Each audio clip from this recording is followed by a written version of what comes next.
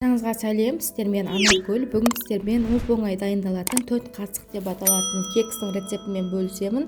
Видеоны соңына дейін қарап, видеома қолдау көрсетіп қойды ұмытпаңыздар. Бізге ең алдымен 4 ас қасық ұн, 1 ас қасық какао, 4 ас қасық қант керек болады.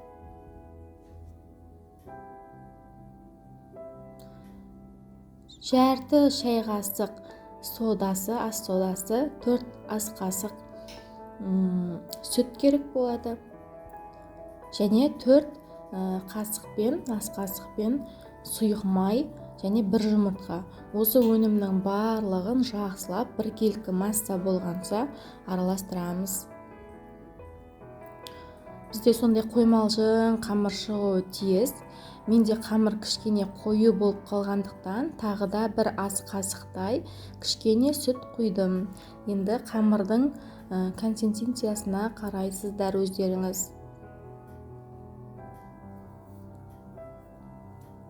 Міне бізде осындай қоймалжың қамыр шығуы тиіс.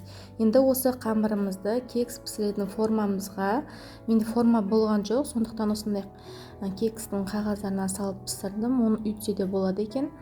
Қызып тұрған, алдын ала қызып тұрған 180 градус пеште бір 10-15 минут шамасында өте жылдам піседі. Пісіріп аламыз. Піскенін ағаш таяқшамен тексерсеңіздер болады. Өте дәмді әрі өте жылдам әзірленетін рецепт. Міндетті түрде жасап көріңіздер. Сіздерге ұнайды деген сенімдемін. Видеоны соңына дейін қарағандарыңызға рахмет. Менің каналыма тіркеліп, қоңырауша белгісін басып қойды ұмытпаңыздар. Әлі де менен керемет рецепттер